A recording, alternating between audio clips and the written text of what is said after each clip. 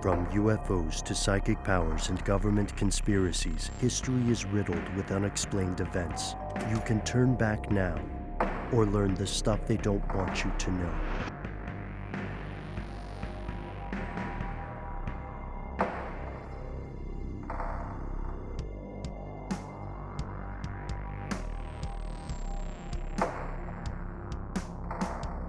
Here's where it gets crazy. So, this happens with a lot of world leaders, right? We're talking about people at the heights of privilege. So I think before we dunk on these folks too hard, we have to acknowledge they're not so different. I mean, just look at the history of monarchies. You know, there's so many tales of depravity and very deep, damaging addiction. That's a story for another day, but I just felt like we need to do due diligence with this disclaimer before we start calling presidents drug addicts. That's probably a good call. Just in case. So, okay, great. So we're not even going to get into vice presidents. No, so, no, which is funny. Y'all are safe. Vice presidents? Given their name, I was thinking the same. But all right. So long story short, heck yeah, presidents did drugs. And future presidents will probably also do drugs, regardless of what the policies in place are at the time. Let's go back to what we teased kind of before the break. Hemp. Start with George Washington, the OG. So there are tons and tons of myths about this guy. He's an American legend. A lot of these myths have later been busted or corrected, like the cherry tree thing, the wooden teeth thing. The story there is actually way more gruesome than just wooden teeth. And one of the most popular stories that is still, I guarantee you, told in dorm rooms across this country of ours is someone will be like, Paul, give me a bong rip sound. Perfect. Someone would be like, you know what, man? George Washington is the best president because he loved getting high, man. He smoked weed all the time. And people were like, whoa. That guy had mad chill. Yeah, he's so chill, man. He would love fish. There's a myth, though, here, because there's no, I want to be careful how we say this. There is no proof that he smoked weed. He definitely did grow industrial hemp. Industrial hemp is the non-fun weed. Like Noel said, it is for making rope. It's very important to the maritime industries. That's right. It can make all kinds of things, guys, not just rope. No, but rope is. I mean, you're absolutely right. But like, I think it's in theater, old theaters. They have like ropes that they would use to raise and lower like backdrops and the curtains. I believe they call those the hemps, or maybe that's also a nautical term for the lines that like raise and lower sails. The hemps. The hemps. Yeah, this hemp is so strong, bro. This rope is getting me so lit. Did you ever? No, it's like physically strong. Oh, my bad. Sorry. It reminds me of placebo effect. Smoking rope. It reminds me of that. It reminds me of two things. It reminds me of what was that old weed magazine where they would sell wizard smoke, which was like High Times. High Times, and then High Times sold wizard smoke, which. Spoiler alert, is not the same thing. Don't be fooled. So I love this picture of like you remember that film Half Baked, which referenced before. Jon Stewart plays one of the smokers who's always like, you have to get high and then try to do new things, like look through telescopes or whatever. So I picture in this dorm room idea, I picture George Washington like, hey man, you ever tried to start a country? And people are like, yeah, that's what we're doing now, George. And he's like, you ever try to start a country on weed?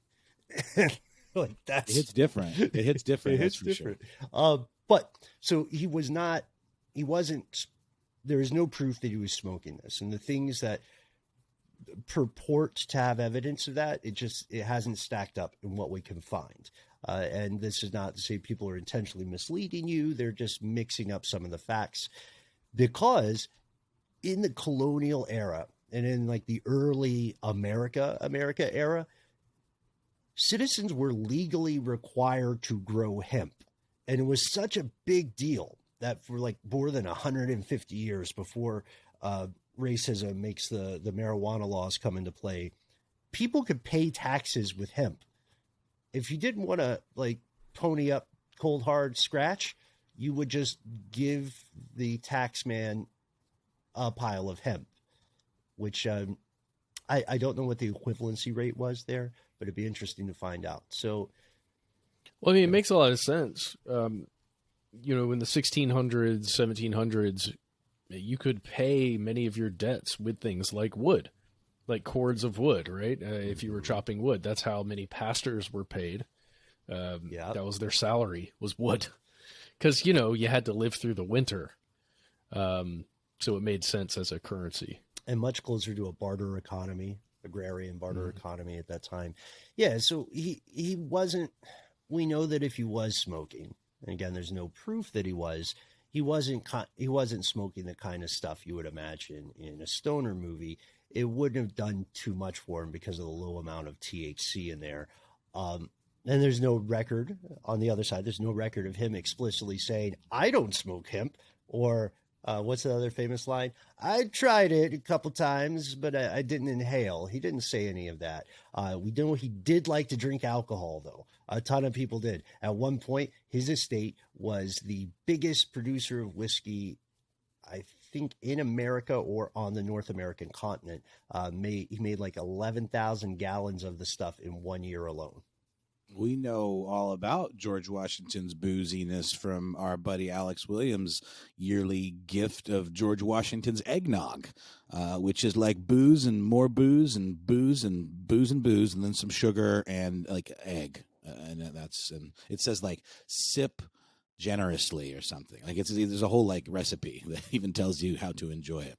It's weird too, because the recipe is hilarious, but also I'm impressed with Alex for making that stuff drinkable, but it's not something I would mess with lightly or mess with if I had anything to do the next day. So be careful. It's a holiday drink. I found some estimates that claim over the lifetime of his career in office, George Washington alone spent about 7% of his income on booze, on spirits of one sort or another. That was really common, but we should stay on weed for a moment. So there are two guys, very similar names, James Monroe and James Madison. James Monroe gets the Chutzpah Award today because he was an ambassador to France. That's where he learned that hashish was a thing and you could smoke it. He came back to the U.S. And again, remember, prohibition laws haven't come into play here. And he's like telling his friends, like, hashish is awesome and we should smoke it. And I'm going to can I smoke it in here? I'm going to be quiet. I know we're doing the meeting. And he continued to smoke until he was like 73 or something. James Madison, famously featured in Hamilton, is on record saying that weed gives him the insights he needed to create a new democracy. Which, in fairness, that sounds like something someone would say when they were really high. You ever try creating a new democracy on weed? Exactly. It's so weird to me thinking that people had access to marijuana before there was Tim and Eric Awesome Show. Yeah. That's weird to me. I just don't get it. It's literally made of marijuana. So there's something else that occurs when marijuana prohibition becomes mainstream and becomes law. Presidents who are already, constantly under political attack are never going to admit whether they've done something like that, whether they did smoke weed in their teenage years or something. And that makes sense because it's going to be political suicide for them. That's why we don't know a lot about sort of the guys in the middle. I guess Clinton was just kind of compelled to say that dumb thing about not inhaling because he was under questioning for the Lewinsky thing, or was it during that? No, it wasn't. It was separate than that. Like, why would he even say that? Why wouldn't he just tell them to go F themselves? It was very, he had a very weird kind of, his critics would call it hair splitting, where it would say like, well, what did you mean by sexual relations? Or what did, yes, I tried it. I tried weed a couple of times in England, but I didn't like it and I didn't inhale. And that was a great setup for later President Barack Obama, who, when remarking about marijuana, said, yeah, I smoked weed and I inhaled. That's the whole point. He's the cool president, though. It was like a new era for. He makes cool Spotify playlists and watches like indie films and stuff. He's like the hipster president. So he got a pass. George W. Bush may have smoked weed, but this is interesting. I want to see what you guys think about this, because he is a very interesting character. He struggled with alcohol before becoming a teetotaler. It's also widely suspected that he did cocaine quite prolifically in his earlier years. And no one, well, I don't know. Let's see what you think here. He has, for the entirety of his political career and his later artistic career, refused to respond to questions about marijuana in the public sphere, except there was one thing we found where he was speaking with his biographer, a guy named Douglas Weed. Yes, that's a true story. No way. Yes, way, Ted. Love that. But his biographer was talking with him about this, and Bush said, I wouldn't answer the marijuana questions. You know why? Because I don't want some little kid doing what I tried. Also, because I'm the president, bitch. Right. Like, I won't dignify that with a response. You know what I mean? Yeah, but that response, that after the fact response is pretty admirable to me. I agree. Just, I completely agree. Because of the Bush, position and influence. Bush is, look, I mean, I didn't care for that guy when I was, an up and coming little rabble rousing early 20 something. But man, by comparison, he came off looking not too bad. He paints and stuff, and he has come back and made some statements about choices that he made. And all. I mean, he's still, problematic, but I'm with you, man. I think it is admirable that he, would think of it in those terms. And for the record, he also had apparently, by all accounts, cleaned up his act well before he took his father's job as president. Because, of course, despite purportedly being a meritocracy, there is a weird system. I'm not even going to talk about it. If you've listened to this show, you know the stance. It's just weird, and it's embarrassing to have to talk with people from other countries about it. But so what about political dynasties? Yes. Okay, whatever. It's non-monarchical monarchies. Yes. And malarkey. Yes, the malarkey of monarchies. So let's go to some other guys. When presidents were way more open about this, Andrew Jackson, Franklin Pierce, Zachary Taylor. These three guys have some very important things in common. They were all president at one point.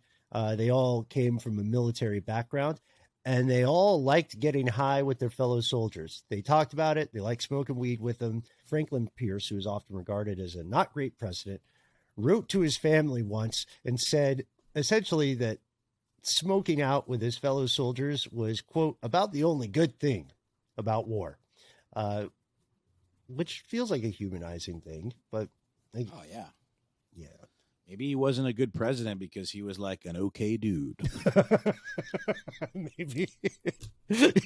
Maybe there was international crises occurring, and he was like, okay, I want to say the quiet part out loud. I know what we're all thinking.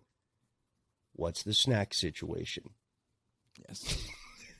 So, yeah. And really think about it. That's 1850s, I think. Pierce. No, 18. Is this Pierce or Taylor? This is Pierce. Oh, okay. Sorry, I was thinking Zachary Taylor. But Zachary Taylor, who's smoking with his troops, that's like 1840s. He died in 1850. So I wonder if it was any good. You always hear about weed being like better now than it used to be. But then you also hear about the killer skunk in Nam. So I never know what to believe. Yeah, there's not. I mean, this is. I think this is a fun thing to speculate on, but as we pointed out, proof is going to run scant in a lot of these things. We're trying to be clear when we're saying there are rumors or there are allegations or whatever. And again, we know that because of marijuana prohibition, which continues in parts of the country today, maybe not forever, if you admitted this on a campaign trail while the public was very against marijuana, you would be like a guy saying, I am the perfect person to run this dealership because I used to steal cars. You know what I mean? I got a grasp on this. You could say the same thing about private public revolving door deals anyhow. But so nowadays, I think we can all say whether or not you yourself enjoy marijuana or any of its various like versions, right? Whether dabs or edible stuff, any of that, whether or not you personally care for it, I think we can agree that today marijuana's image has been somewhat redeemed. It's seen as a less dangerous vice, and research definitely indicates it's less dangerous than some legal drugs like alcohol. But this gets us to the juicy stuff. What about those so-called hard drugs? Not just the booze, not just the, like the tobacco and the caffeine and the marijuana, the THC. We're talking about stuff like cocaine, opioids, speed. So if these are hard drugs, does that mean marijuana is soft drugs? Marijuana. I've always wondered. Marijuana, is it a soft rock drug? I guess so. I mean, it's hard referring to like the fact that it's a substance, a powdered substance, and maybe marijuana is soft because it's soft and pillowy. Yeah. It'd be interesting to find the etymology of hard drugs because you don't really hear people say soft drugs, right? No, they don't. I've never. Maybe they should. Maybe they should. Maybe they should. It could be a factor of addictive qualities. Yeah, quite possibly. Habit forming stuff, maybe. Oh, soft drugs is a term, by the way. Gatewayfoundation.org describes soft drugs as being considered less harmful than hard drugs, producing little to no physical or mental damage. Is often used interchangeably with the phrase gateway drug. Which definitely sounds more like a cautionary description than soft drugs. Soft drugs are fun. It's like soft serve ice cream. It's basically gelato, guys. No, I think that's a very good point. So it seems like the distinction here is that a hard drug produces severe physical or psychological dependence, right? Like there's some drugs where just the process of trying to get off them can kill you, right? I think that is morphine, I want to say. Morphine withdrawal can be fatal. So did any presidents mess around in this sphere? We'll tell you after a word from our sponsors.